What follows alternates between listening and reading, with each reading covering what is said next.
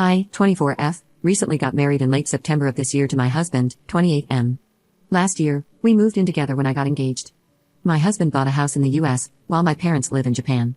My mom has been staying with us since the wedding because it's her first time in our home, and she wants all of us to fly back together to Japan for the winter holidays in November. My mom has always been a very controlling person throughout my life.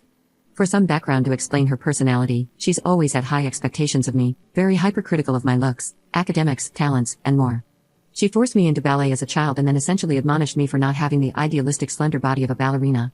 I have a narrow upper body but a curvier lower body with naturally wide hips, an anatomy that cannot be changed with any diet, but she would still try to starve me because my shape was unbecoming for a ballerina. She would not let me play in the sun or join sports. Additionally, she would not let me cut my hair. I could not hang out with friends after school. It involved extra tutoring, extracurriculars, and strict routines. If I upset her in any way, she would smack me on the palms of my hands until they were raw. Even if I had a fever and was at home from school, she would still come into my room and sit on my bed to make me study.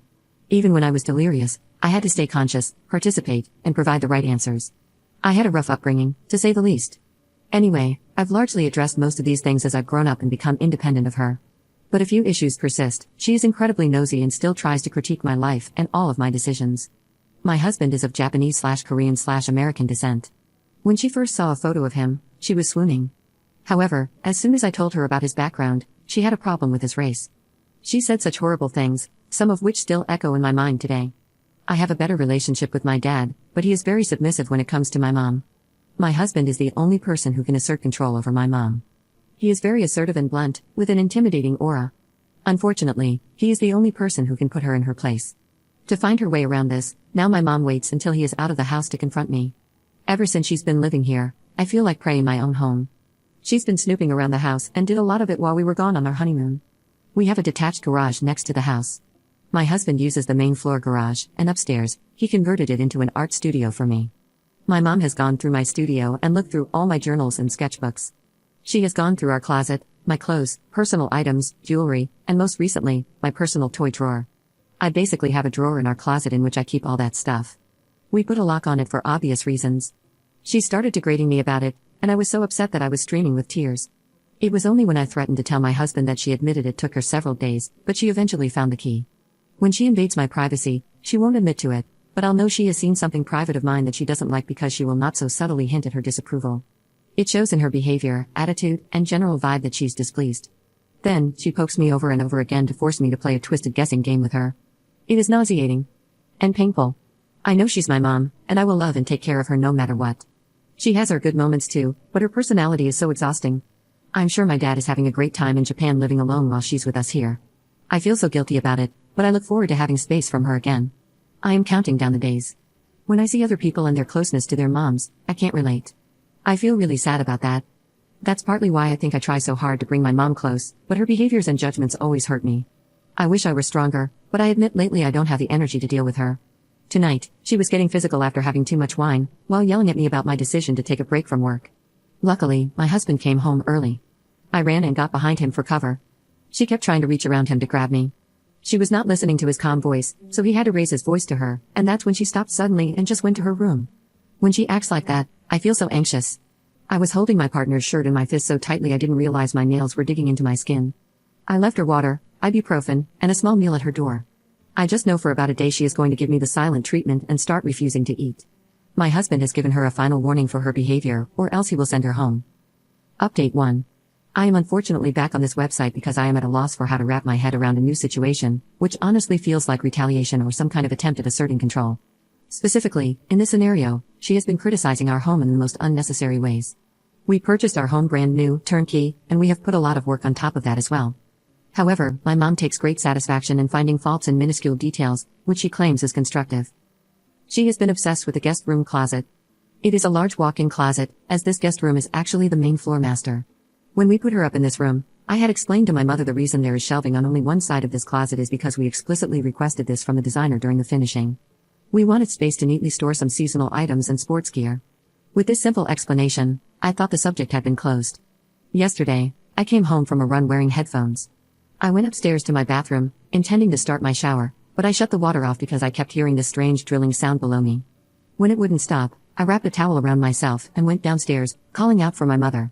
There was no response. I followed the sound and ran into two men standing around in the small foyer that connects to that guest room. They stared back, half smiling, half dumbfounded. I was so shocked, I just froze. My mom appeared behind me, which gave me another scare. I almost screamed. She said something like, "My name, oh my, put some clothes on, stupid girl," in Japanese. I was speechless, crimson, embarrassed, and I got myself out of there. I finished my shower, got dressed, by which time the men had all left. I confronted my mother. Without asking me or my husband, she found these random men online, invited them into our home, and had shelves put in. They are probably not even certified or a real company, and the shelves don't even match. I will now have to remove them and clean up the wall. I feel humiliated and disturbed at what I can only assume is a twisted power move. I have to pay for this service because my mother claims she does not have the money, but also says, "It is your house." She gave access to our home to people from Facebook or something who could have cased the place after she so graciously told them it is just the two of us women currently living here, but more often just me, as in her words, my awful husband is frequently away. I have been having a hard time falling asleep at night because I'm worrying about getting robbed or worse. I live in a secluded area on an acreage surrounded by woods, absolutely surrounded. I can't even see my neighbors. Since my husband had warned her to keep her behavior in check, I feel like it is absolutely fair to send her back to Japan early. But I am also scared to send her because then I'll be alone. I don't have any siblings, but I have a cousin abroad who thinks I am being harsh if I send my mom packing. She is a frail woman and never travels alone. She is also my mother, no matter how horrid she can be. My husband said he will book her a first-class ticket with someone to collect her from the plane and escort her, that way she will be comfortable. He wants me to stand my ground and assures me that I'll be safe. He can monitor the home from our security system, brief me on some scenarios, things like that. A part of me wants to keep her here so I won't be alone. She and I are currently not speaking to each other, her decision, ironically. Update 2. I am booking her flight right now. She is feigning an aura migraine, asking me to take her to the emergency room, which I am not doing. So now I am being accused of letting her suffer. We have pain meds at home, and there is nothing the ER can do for an aura migraine. I'm going to try to take her phone away because she will 100% call her own ambulance. I regret letting her back into my life so much. This is the first vertebra I'm gaining in hopes of one day growing a spine. I'll probably explore my excessive guilt around this decision in therapy. In the meantime, I'll try to keep reminding myself I've done the right thing. Update 3. My mom's flight was at 2 a.m., direct with no stops. I packed her belongings the night before while she was having her migraine, aka sipping wine and gossiping on the phone, and I placed her suitcases in my vehicle. I informed her of my decision in the morning. Leading up to it, I discussed her behavior since the wedding, listing all the incidents and her lack of remorse or willingness to respect us and our home. I reminded her of the warning my husband had given her only a few days ago. And that as a result of her actions, I will be following through with his warning in his absence. She will be going home. She smiled the whole time while I was talking. I asked her, "Mom, do you understand?" She said she understands that I am basically a coward who is blindly carrying out my husband's bidding. She also made a point to be extra cruel by describing my husband as having dirty blood, and a few other slurs I won't get into due to the second-hand embarrassment I feel about it. My partner is of mixed race and she has a specifically strong anti-Korean sentiment. It's so stupid. I clarified that this decision is mine, my husband was not here. She gave a rude laugh as I explained her flight information. "We'll see," she said. I don't think it hit her that this was really happening until later that evening when I started to pack up the remaining few things, like her essentials and carry-on stuff. She tried to fight with me to undo the packing. She slapped me many times, but I continued, literally while she was slapping me, and dragged the stuff to the vehicle while the verbal and physical barrage went on. I have a few little scratches from the swipes of her nails. One of them is on my face. She then tried to pull my hair as I was going up the stairs.